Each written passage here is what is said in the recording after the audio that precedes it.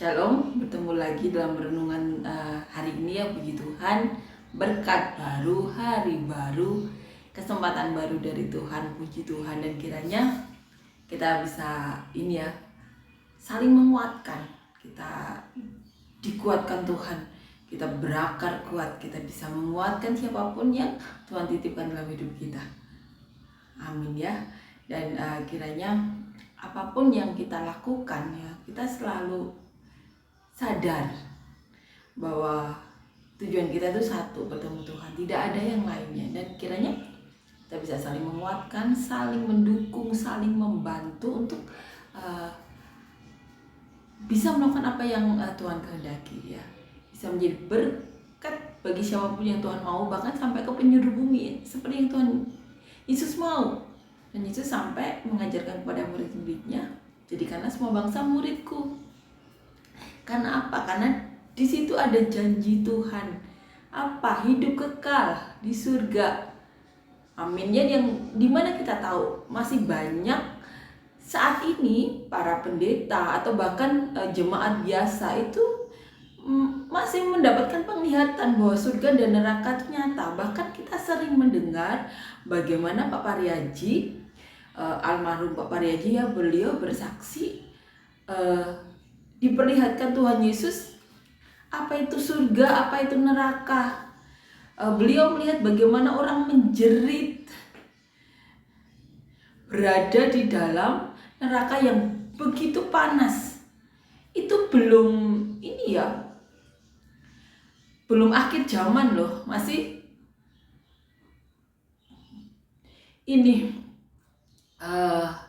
mereka masih ditaruh di neraka. Itu belum waktunya, masih kita bayangkan. Jadi saat beliau bersaksi, kita bayangkan bagaimana beliau mengatakan melihat orang itu benar-benar disiksa oleh setan di neraka. Jadi ini bukan masalah yang main-main ya, ini benar-benar serius, karena ini masalah nyawa, masalah keselamatan. Masalah keselamatan di mana Allah sampai mengirimkan anaknya yang tunggal, Tuhan Yesus, itu menyelamatkan manusia. Amin ya. Makanya ada ayat yang berkata, satu jiwa diselamatkan,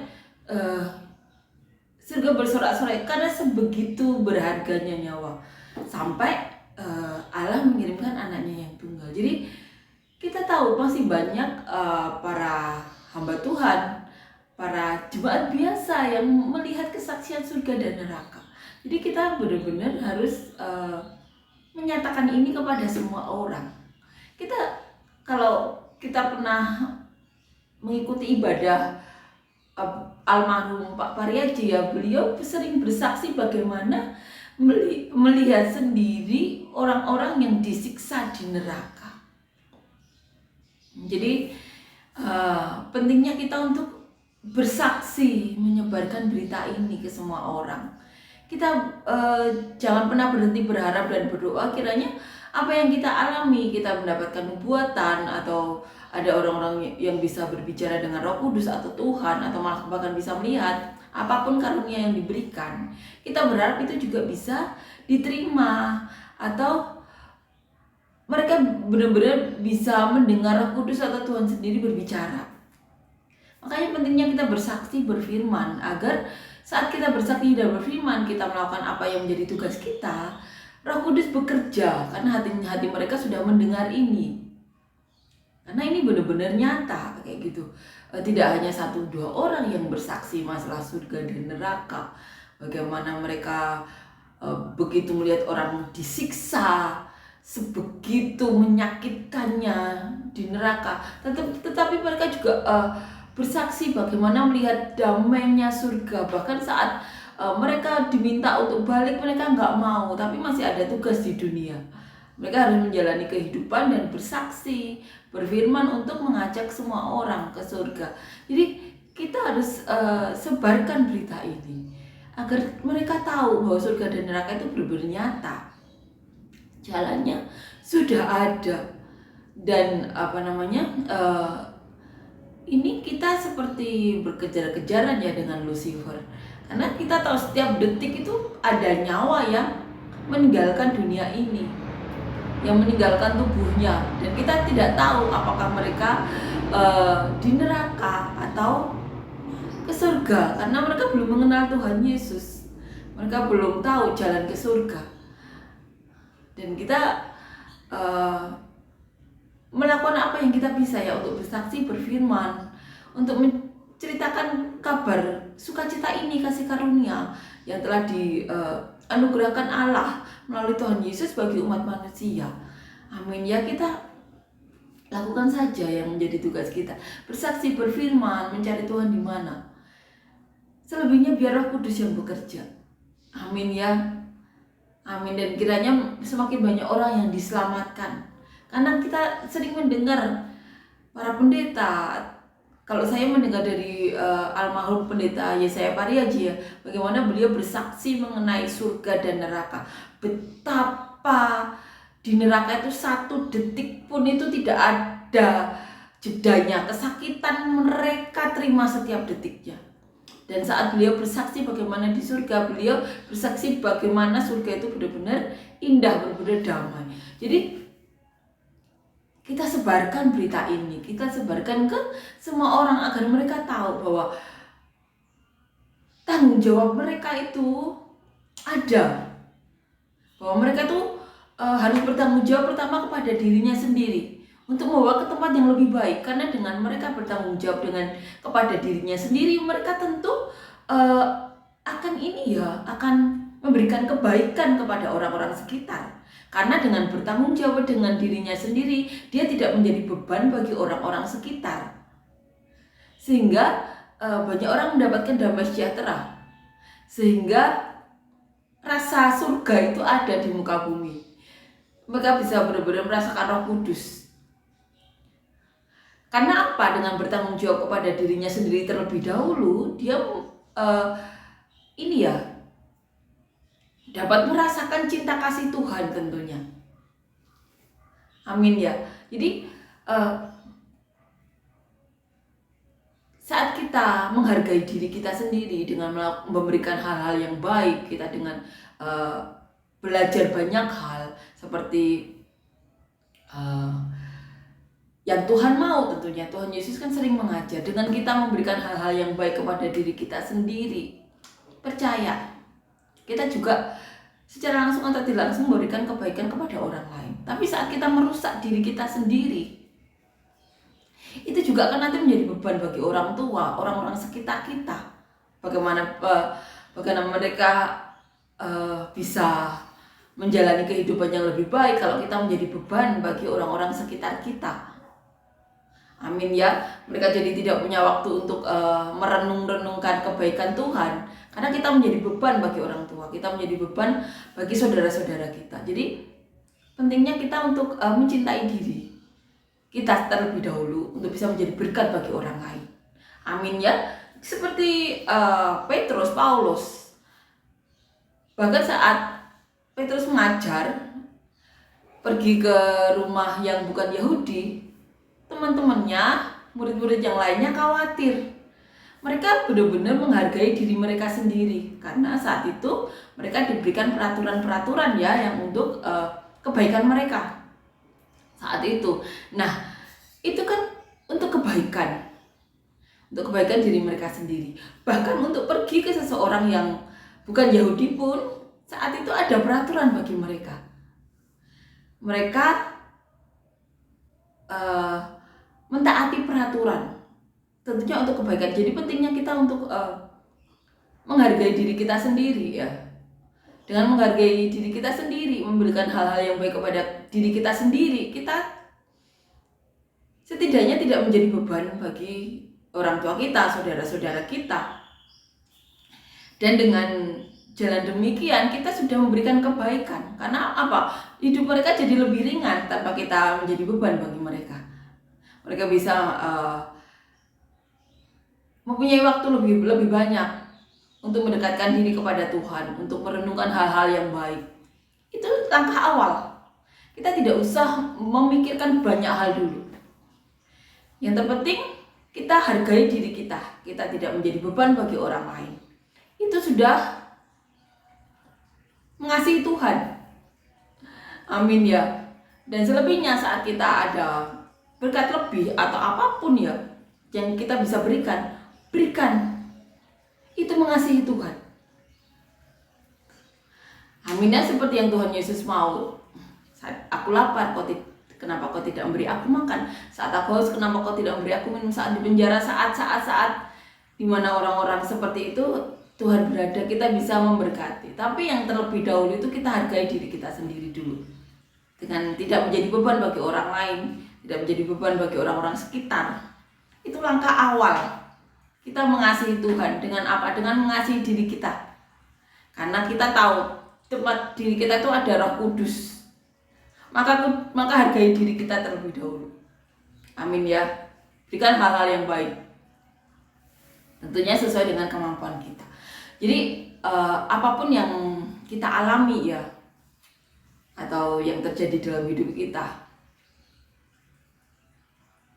jangan ini ya, kalau saya bisa bilang ya, jangan biarkan orang-orang dunia, penghakiman itu menjauhkan kita dari apa yang telah Tuhan Yesus sediakan bagi kita. Orang-orang bisa merencanakan hal-hal yang jahat, hal-hal yang tidak baik, tapi kita tahu pengharapan yang pasti, yang tidak pernah sia-sia itu ada dalam Tuhan Yesus. Amin ya. Jadi langkah awal, cintai diri kita, hargai diri kita dengan tidak menjadi beban orang lain, orang tua, saudara atau apapun. Itu sudah langkah awal. Kemudian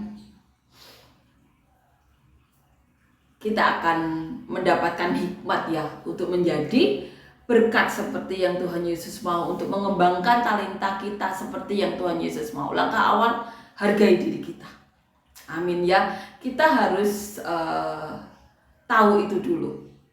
Hargai diri kita, cintai diri kita dengan memberikan hal-hal yang baik, karena kita tahu Roh Kudus ada dalam diri kita. Jangan biarkan penghakiman dari dunia atau orang-orang menjauhkan kita dari pengharapan yang tidak sia-sia itu dari Tuhan. Amin ya.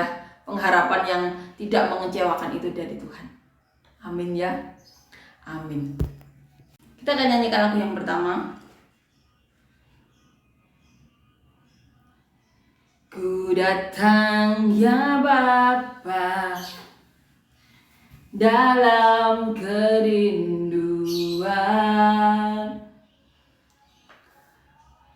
memandang keindahan-Mu. Ku berikan segalanya, semuanya yang ada. Ku ingin menyenangkan hati-Mu, oh Tuhan. Jadikan aku indah yang Kau pandang mulia, seturut karya-Mu di dalam hidupku. Hajatku berharap hanya kepada-Mu, taat dan setia kepada-Mu, Tuhan. Amin ya. Amin. Kita akan renungkan. Kita akan baca dan renungkan ya kembali kitab Roma ya. Kita kemarin baca di kitab Roma. Sekarang kita akan baca Roma pasal 9 ayat 1 sampai 29. Judul perikopnya pilihan atas Israel. Aku mengatakan kebenaran dalam Kristus. Aku tidak berdusta. Suara hatiku turut bersaksi dalam Roh Kudus. bahwa aku sangat berduka cita dan selalu bersedih hati. Bahkan aku mau terkutuk dan terpisah dari Kristus demi saudara-saudaraku, kaum sebangsaku secara jasmani. Sebab mereka adalah orang Israel. Mereka telah diangkat menjadi anak, dan mereka telah menerima kemuliaan dan perjanjian-perjanjian dan hukum Taurat dan ibadah dan janji-janji. Mereka adalah keturunan bapak-bapak leluhur yang menurunkan Mesias dalam keadaannya sebagai manusia yang ada di atas segala sesuatu. Ia adalah Allah yang harus dipuji sampai selama-lamanya. Amin. Akan tetapi firman Allah tidak mungkin gagal, sebab tidak semua orang yang berasal dari Israel adalah orang Israel. Dan juga tidak semua yang terhitung keturunan Abraham adalah anak Abraham, tetapi yang berasal dari Ishak yang akan disebut keturunanmu. Artinya, bukan anak-anak menurut daging adalah anak-anak Allah, tetapi anak-anak perjanjian yang disebut keturunan yang benar. Sebab firman ini mengandung janji, pada waktu seperti inilah aku akan datang dan Sarah akan mempunyai seorang anak laki-laki. Tetapi bukan hanya itu saja, lebih terang lagi ialah Ribka yang mengandung dari satu orang, yaitu dari Ishak, bapa leluhur kita. Sebab waktu anak-anak itu belum dilahirkan dan belum melakukan hal yang baik atau yang jahat, supaya rencana Allah tentang pemilihannya diteguhkan, bukan berdasarkan perbuatan tetapi berdasarkan panggilannya. Tetapi dikatakan kepada Ribka, anak-anak yang tua akan menjadi hamba anak yang muda. Seperti ada tertulis, aku mengasihi Yakub tetapi membenci Esau. Jika demikian, apakah yang hendak kita katakan? Apakah Allah tidak adil? Mustahil. Sebab ia berfirman kepada Musa, aku akan menaruh belas kasihan kepada siapa aku menaruh belas kasihan, dan aku akan bermurah hati kepada siapa aku mau bermurah hati. Jadi hal itu tidak tergantung pada kehendak orang atau usaha orang, tetapi kepada kemurahan hati Allah. Sebab Kitab suci berkata kepada Firaun, itulah sebabnya aku membangkitkan engkau, yaitu supaya aku memperlihatkan kuasaku di dalam engkau, dan supaya namaku dimasyhurkan di seluruh dunia. Jadi ia menaruh belas kasihan kepada siapa yang dikehendakinya, dan ia menegarkan hati siapa yang dikehendakinya. Jika sekarang kamu akan berkata kepadaku, jika demikian, apalagi yang masih disalahkannya? Sebab siapa yang menentang kehendaknya? Siapa kamu? Hai manusia, maka kamu membantah Allah? Dapatkah yang dibentuk berkata kepada yang membentuknya, mengapakah engkau membentuk aku demikian? Apakah tukang periuk tidak mempunyai hak atas tanah liatnya untuk membuat dari gumpal yang sama suatu benda untuk dipakai guna tujuan yang mulia, dan suatu benda lain untuk dipakai guna tujuan yang biasa?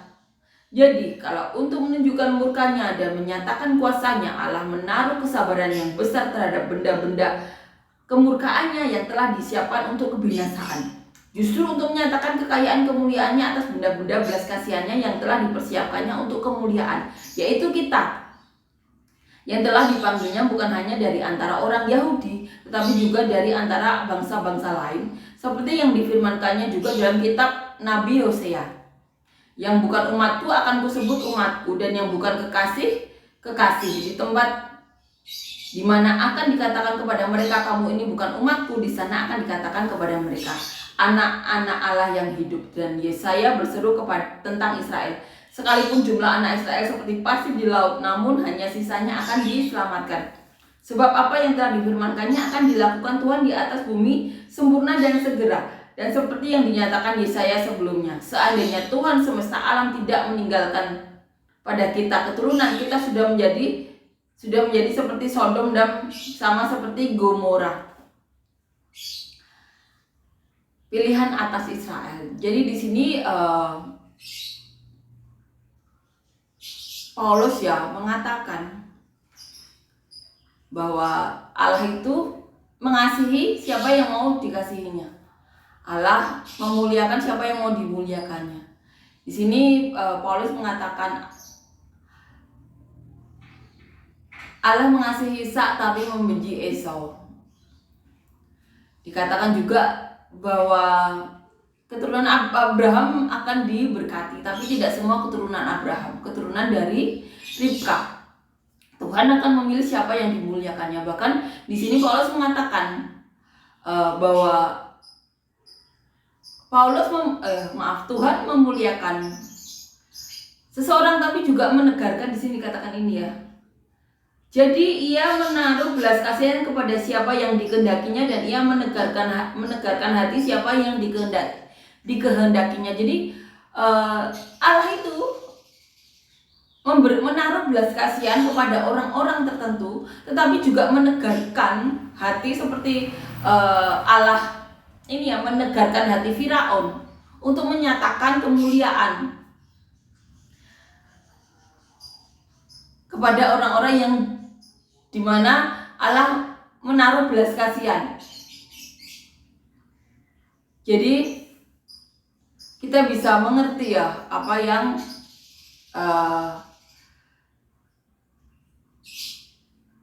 Allah kehendaki. Jadi saat ini Paulus mengajarkan bahwa Allah itu yang benar-benar memegang kendali. Jadi saat kita tahu ada orang-orang yang dipakai, di mana Tuhan menaruh belas kasihan kepada orang tersebut,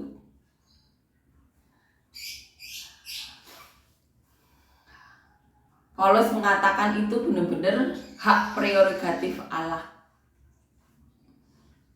Allah benar-benar yang memegang kendali hidup kita. Ini yang ditulis oleh Paulus. Kita akan renungkan ya ayat demi ayat bagaimana Paulus menerangkan pilihan atas Israel. Dikatakan di ayat 1, aku mengatakan kebenaran. Dalam Kristus aku tidak berdusta.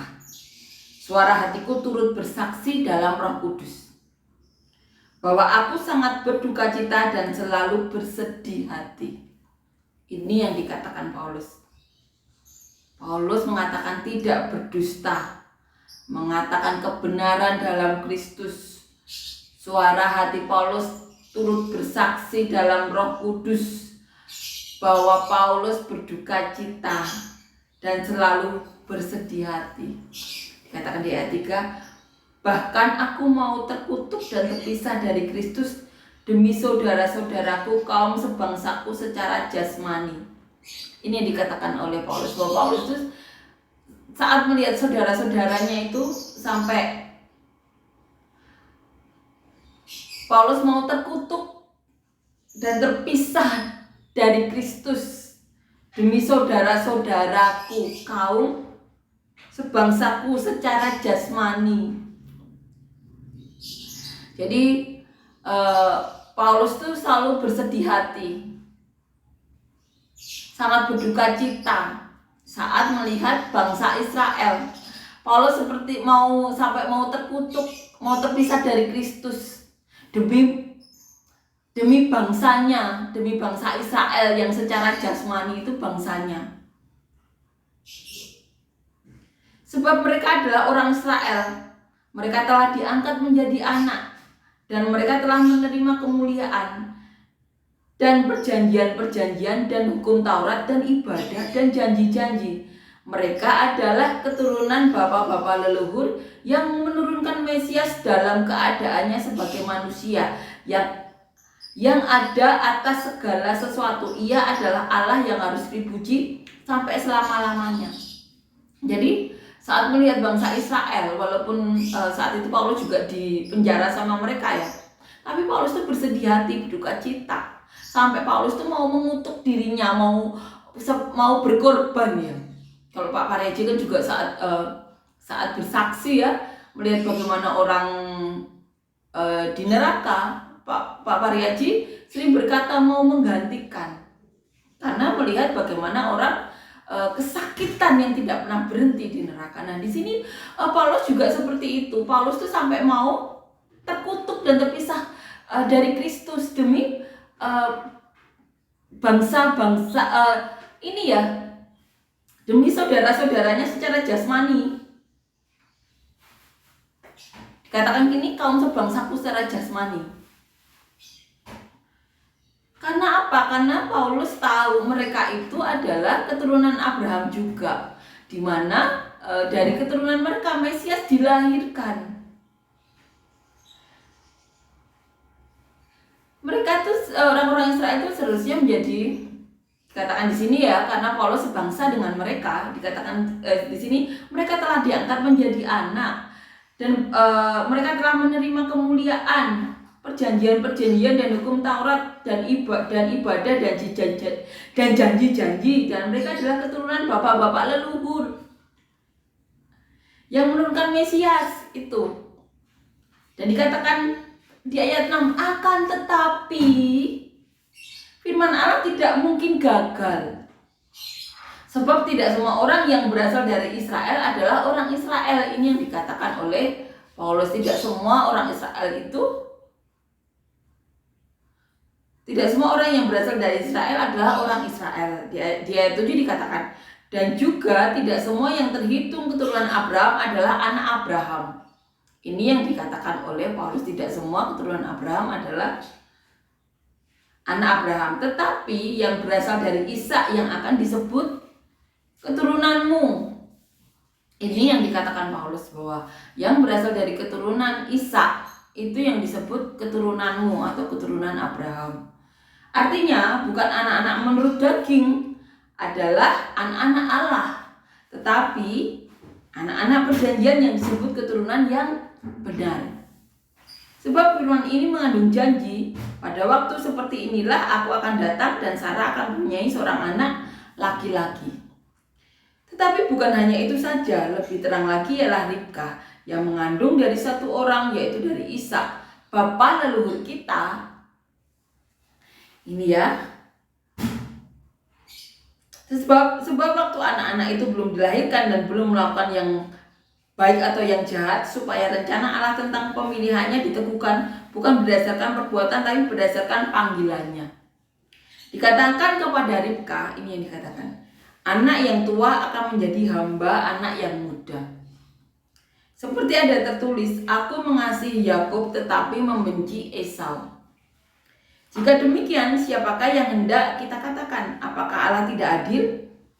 Ini yang dikatakan Paulus. Kenapa Allah membenci Esau dan mengasihi Yakub?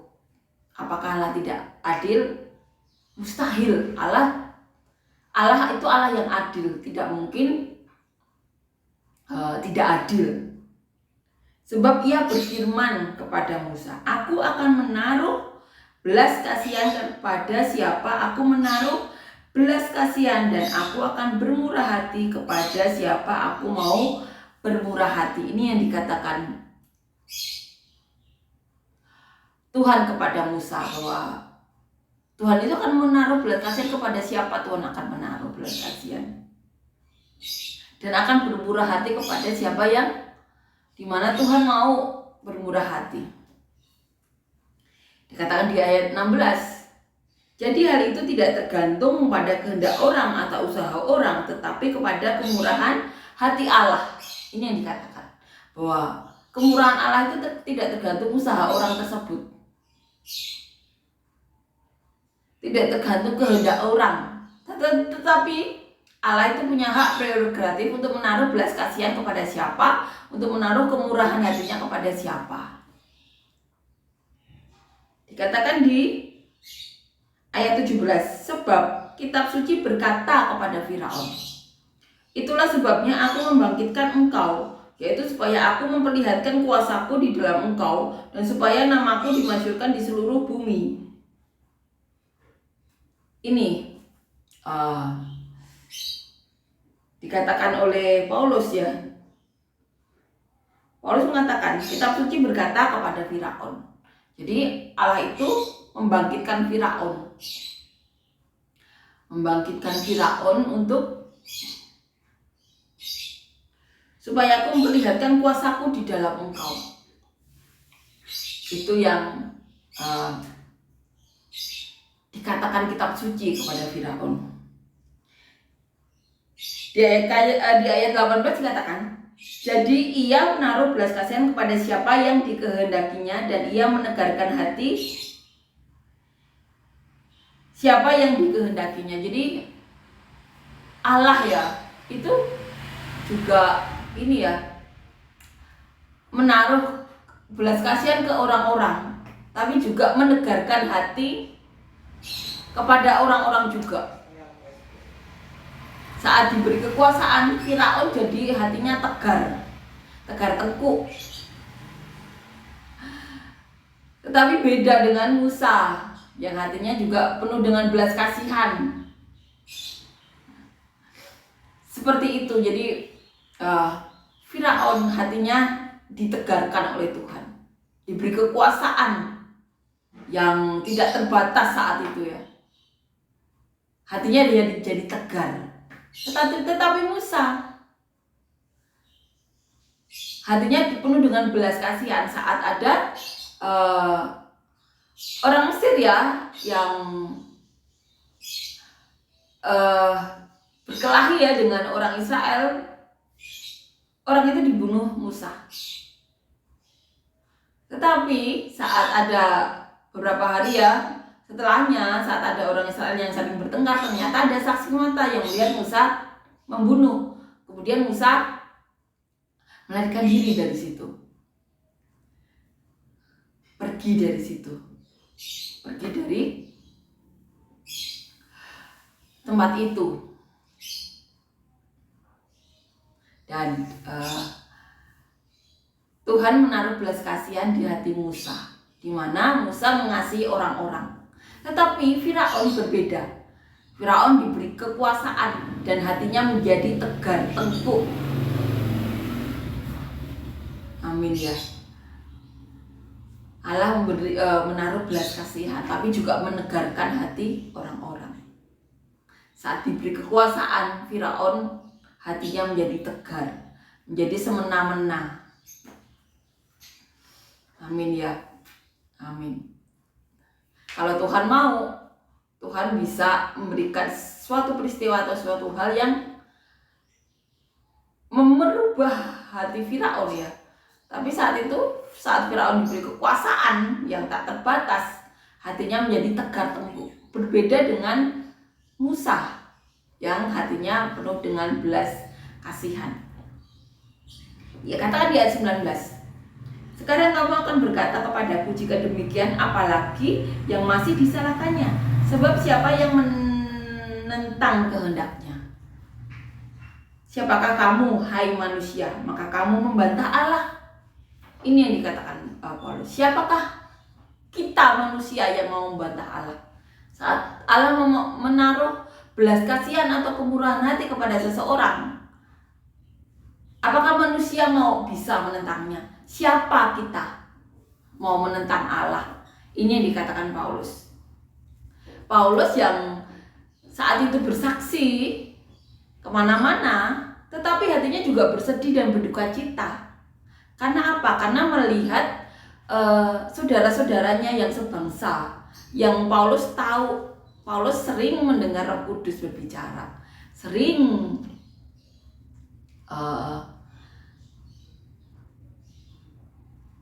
mendengar bagaimana Tuhan berbicara, menerangkan kenapa orang Israel itu hatinya bisa tegar tengkuk. Sebagian ya, ada yang dikasih belas kasihan, ada yang tegar tengkuk.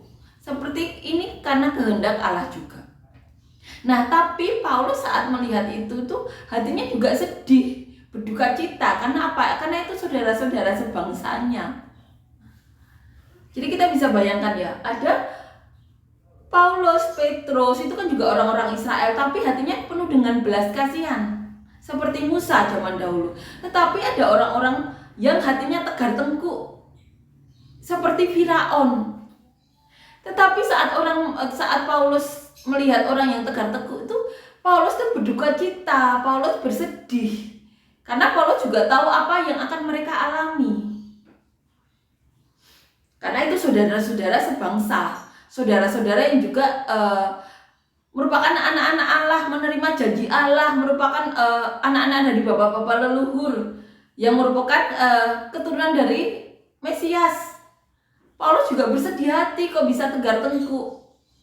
Ya seperti saat Tuhan menaruh belas kasihan kepada Musa di hati Musa, tapi juga menegarkan hati Firaun saat Firaun diberi kekuasaan. Dan saat bangsa Israel tegar tengkuk itu, Paulus juga bersedih, berduka cita, bahkan mau menerima kutuk. dengan mendapat kutuk itu kan berarti terpisah dari Kristus sampai mau berkorban buat saudara-saudaranya itu. Sama-sama orang Israel, tapi satunya ada belas kasihan sampai mau menyebarkan firman Tuhan kemana-mana. Tapi di pihak lain ada orang-orang yang tegak teguh, sama-sama orang Israel. Dan saat ada yang melihat orang-orang tegar teguh itu, Paulus itu bersedih hati, berduka cita, bahkan mau mengorbankan dirinya. Karena mereka tuh seharusnya juga menerima janji itu, karena mereka juga anak-anak Allah. Mereka tuh anak dari bapak leluhur, keturunan Abraham juga. Jadi Paulus tuh bersedih, berduka cita. Tetapi Paulus mengatakan bahwa Allah itu juga ini ya, memberi belas kasihan kepada orang-orang, juga menegarkan hati orang-orang. Firaun saat diberi kekuasaan hatinya tegar tengkuk. Musa saat diberi kekuasaan hatinya ada belas kasihan. Itu ya, Paulus tetap bersedih hati, tetap berduka cita saat melihat saudara-saudara sebangsanya.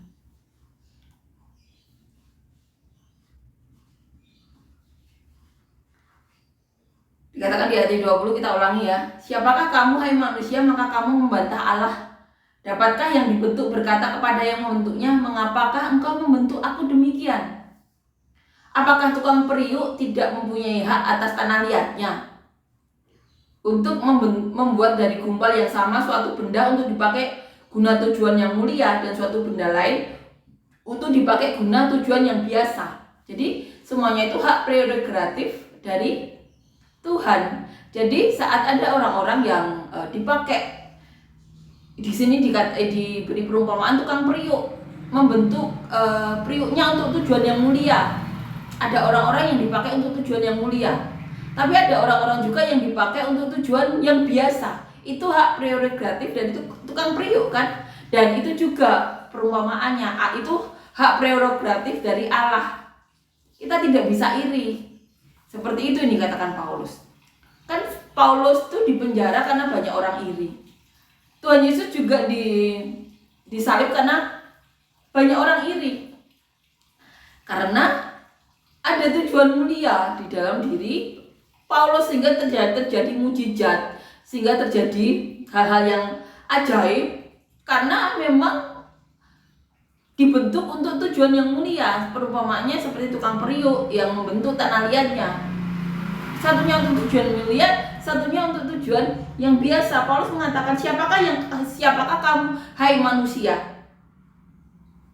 maka kamu membantah Allah? Dapatkah yang dibentuk berkata kepada yang membentuknya? Paulus memberi perumpamaan seperti itu di ayat 20 ya. Dikatakan di ayat 22, jadi kalau untuk menunjukkan murkanya dan menyatakan kuasanya, Allah menaruh kesabaran yang besar terhadap benda-benda kemurkaannya yang telah disiapkan untuk kebinasaan, justru untuk menyatakan kekayaan kemuliaannya atas benda-benda belas kasihannya yang telah dipersiapkan untuk kemuliaan, yaitu kita yang telah dipanggilnya bukan hanya dari antara orang-orang Yahudi, tetapi juga dari antara bangsa-bangsa lain. Jadi umat panggilannya itu bukan dari bangsa Yahudi saja, tapi dari bangsa-bangsa lain yang menerima Tuhan Yesus tentunya. Tapi saat ada orang-orang yang tidak menerima itu, tidak menerima kemuliaan, Paulus itu tetap bersedih hati. Karena bangsa-bangsa lain aja dipanggilnya, tetapi ada orang-orang Yahudi yang tidak dipanggilnya, itu Paulus tuh bersedih.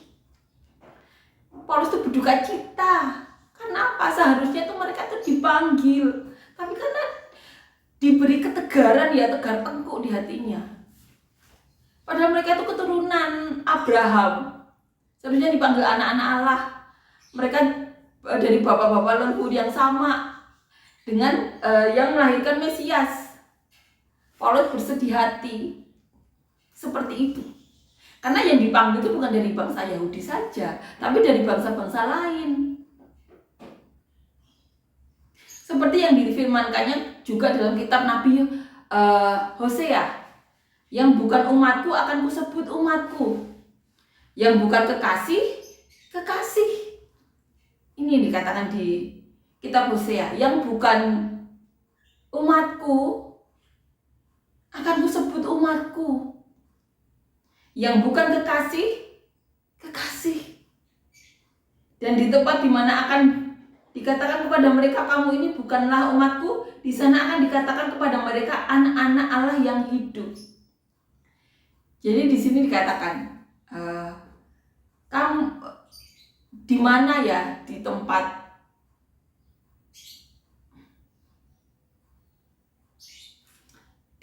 yang seharusnya dikatakan kamu ini bukanlah umatku, di sana akan dikatakan kepada mereka anak-anak Allah yang hidup.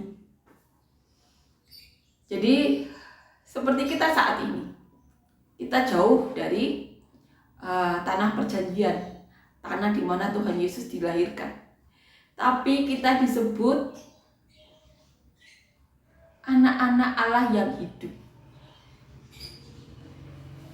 Dan Yesaya berseru tentang Israel. Sekalipun jumlah anak Israel seperti pasir di laut, namun hanya sisanya akan diselamatkan. Sebab apa yang telah difirmankannya akan dilakukan Tuhan di atas bumi, sempurna dan segera. Dan seperti yang dikatakan Yesaya sebelumnya, seandainya Tuhan semesta alam tidak meninggalkan pada kita keturunan, kita sudah menjadi seperti Sodom dan sama seperti Gomora. Kita tahu Sodom dan Gomora dimusnahkan Tuhan, karena banyak orang yang berseru ya kepada Tuhan, banyak orang yang berdoa, karena di situ saat itu terjadi hal-hal yang dosa yang ini ya, yang dimana laki-laki suka laki-laki seperti itu, dan banyak dosa yang lainnya. Saat orang dikatakan juga saat orang kesusahan, saat itu mereka berkelimpahan tapi tidak memberi juga itu, dan mereka dikatakan di sini, seandainya Tuhan semesta alam tidak meninggalkan pada kita keturunan, kita sudah menjadi Sodom dan sama seperti Gomora. Ini yang dikatakan.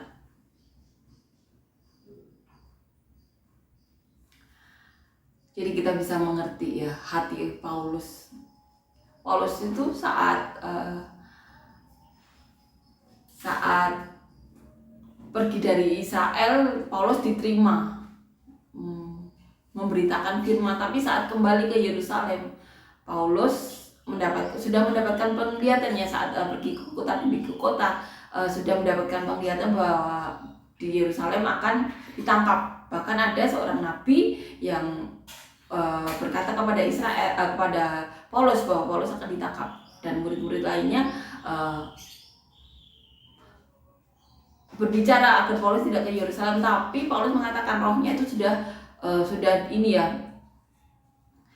bahwa dia itu sudah menjadi tawanan roh, bahwa Paulus harus ke Yerusalem, harus dipenjara, untuk dikatakan Tuhan, kuatkanlah hatimu karena kamu telah menjadi saksi di Yerusalem dan kamu akan menjadi saksi di Roma. Nah, saat ini ya dikatakan bahwa anak Allah, di mana di tempat dikatakan kamu ini bukanlah umatku, di sana akan dikatakan kepada mereka anak-anak Allah yang hidup. Kenapa? Paulus sudah memberitakan ke banyak bangsa saat itu, dan mereka disebut anak-anak Allah yang hidup. Dan Paulus saat melihat saudara-saudaranya itu, Paulus tuh bersedih hati. Paulus tuh bersedih hati karena mereka tuh seharusnya disebut anak-anak Allah. Mereka seharusnya disebut keturunan ini ya, bapak-bapak leluhur mereka. Kita jadi mengerti ya isi hati Paulus, bagaimana Paulus bersedih hati, berduka cita, bahkan sampai mau terkutuk, yang resikonya itu terpisah dari Kristus demi saudara-saudaranya itu. Amin ya. Jadi kita bisa mengerti kesedihan hati Paulus, karena itu saudara-saudara mereka itu seharusnya menerima janji Abraham. Amin ya. Amin. Dan kiranya ini juga menjadi penguatan bagi kita bahwa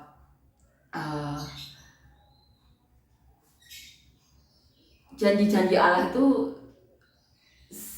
kita sudah lihat ya bagaimana mereka sudah menjadi berkat bagi banyak bangsa. Mereka benar-benar sudah memberkati ya bangsa lain dengan ilmu pengetahuan mereka, dengan mereka melakukan banyak penemuan ya yang memberi kesejahteraan kepada umat manusia. Dan kita saat ini ya, karena para murid dan para rasul, kita bisa mendengar kabar kasih karunia ini sehingga kita disebut anak-anak Allah yang hidup. Amin ya. Amin. Dan kita bisa mengerti ya kesedihan hati Paulus saat melihat saudara-saudara kita yang seharusnya menerima berkat itu ya, disebut anak-anak Allah, tapi karena tegar tengkuk. Tapi tidak ada yang mustahil ya dalam Tuhan. Kita berdoa semua hati orang itu dilembutkan, tidak ada ketegaran hati ya, sehingga semua orang bisa menerima janji Allah, semuanya bisa disebut anak-anak Allah yang hidup. Amin ya. Amin. Dan kiranya kita bisa saling menguatkan ya, saling mendukung, saling mensupport untuk menjadi seperti apa yang Tuhan mau. Jangan sampai Allah berkata kepada kita, siapakah kamu hai manusia, maka kamu membantah Allah. Dapatkah yang dibentuk berkata kepada yang membentuknya? Jadi saat ada orang-orang yang digunakan untuk tugas mulia, janganlah kita merencanakan hal-hal yang jahat. Kalau memang kita selama di dunia untuk tugas yang biasa, terima dengan hati bersukacita. Karena setiap orang itu ada tujuannya masing-masing. Ini sudah dikatakan Paulus sejak 2000 tahun yang lalu. Ini menjadi pelajaran juga bagi kita. Kita harus bisa menempatkan diri, kita harus tahu diri ya, menempatkan di mana. Kalau kita memang diciptakan untuk tugas yang biasa, terima itu. Biasa pun akan menjadi luar biasa kalau kita menaruhnya dalam kaki Tuhan. Kita menjadi pegawai biasa pun, kalau kita lakukan semuanya untuk Tuhan, Tuhan yang akan mempermuliakan kita. Jadi saat ada orang-orang yang digunakan untuk tugas mulia, bersukacitalah. Karena kita tidak tahu apa yang Tuhan akan lakukan dalam hidup kita. Yang terpenting kita lakukan saja tugas kita. Tugas terkecil pun saat kita jadi pegawai biasa, tapi kita melakukannya dengan cara yang luar biasa. Karena kita melakukannya untuk Tuhan, Tuhan yang akan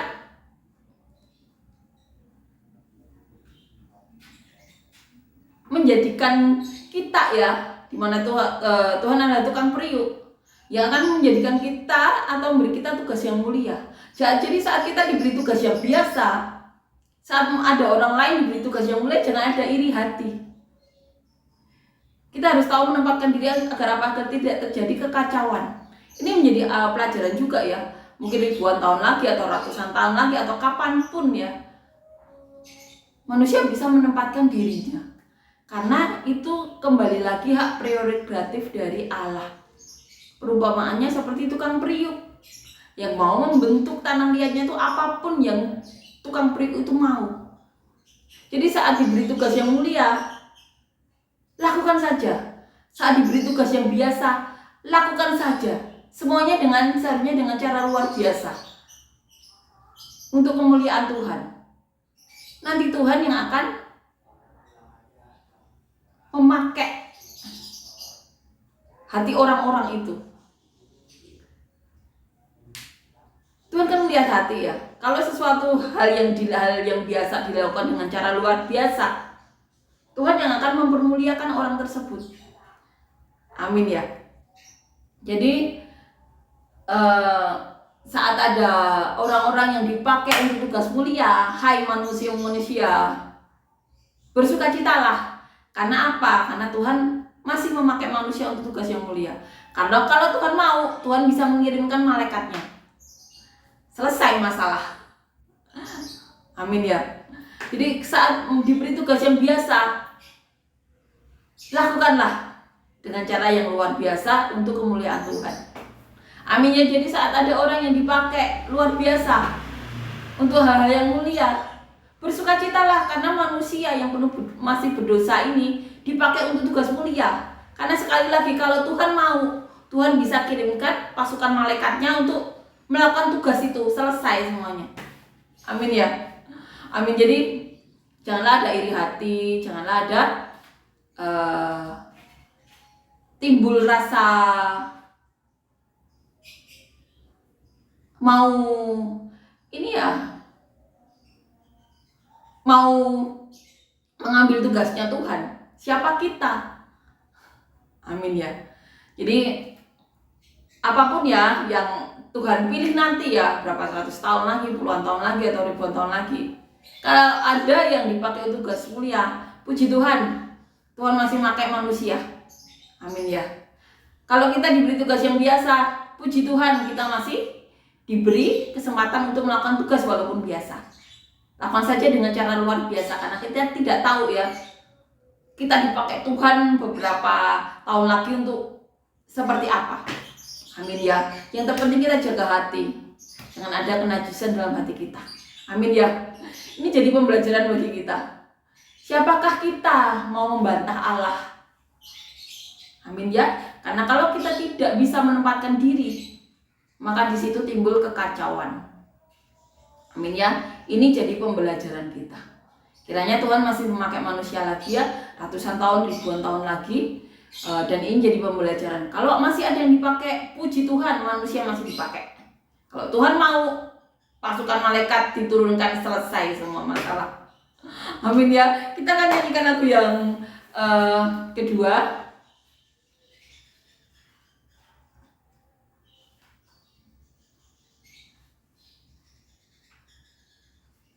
Dari semula telah Kau tetapkan hidupku dalam tangan-Mu, dalam rencana-Mu Tuhan.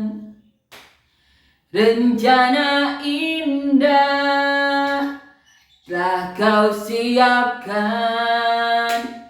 bagi masa depanku yang penuh harapan. Semua baik, semua baik, segala yang telah Kau perbuat di dalam hidupku. Semua baik, sungguh teramat baik. Kau jadikan hidupku berarti. Amin ya. Terima kasih Yesus, terima kasih karena Kau baik, Kau luar biasa, Kau benar-benar Allah kami yang hidup. Terima kasih Yesus, terima kasih Kau masih berbicara. Salah satunya kepada saya melalui 3 pendeta besar, almarhum pendeta Yesaya Padaji, Pastor Sangda Bas, dan pendeta Yosef. Terima kasih Yesus. Terima kasih untuk hal yang sangat luar biasa ini Tuhan Kau izinkan terjadi. Dan kiranya banyak orang yang bisa merasakannya Tuhan. Dan Kami berdoa Tuhan untuk siapapun yang saat ini sedang mengalami sakit Tuhan, berikan kesembuhan mujizat-Mu. Apapun yang dalam tubuh kami yang bukan daripada-Mu, Kau cabut. Dan kami berdoa untuk siapapun dari kami yang membutuhkan pekerjaan dan usaha yang benar-benar daripada-Mu, berikan pekerjaan dan usaha yang benar-benar dapat berkati kami dan keluarga kami sampai ke ujung bumi seperti yang Kau mau. Dan kami berdoa untuk siapapun dari kami yang membutuhkan pasangan hidup, berikan kami semuanya pasangan hidup yang takut akan Kau, cinta Kau yang dapat membawa kami dan keluarga kami lebih dekat lagi kepada-Mu. Dan kami berdoa Tuhan untuk siapapun yang dari kami yang mengalami masalah, beban hidup, pergumulan hidup, tantangan hidup, tekanan hidup, apapun Tuhan, berikan terobosan-Mu, solusi-Mu, penyelesaian masalah-Mu, hujan berkat-Mu, hal-hal yang baik daripada-Mu. Roh Kudus-Mu curahkan kepada kami semuanya, dan biarlah nama-Mu yang dipermuliakan dalam hidup kami. Terima kasih Tuhan karena benar-benar nyata, benar-benar ada. Dalam nama Tuhan Yesus, amin.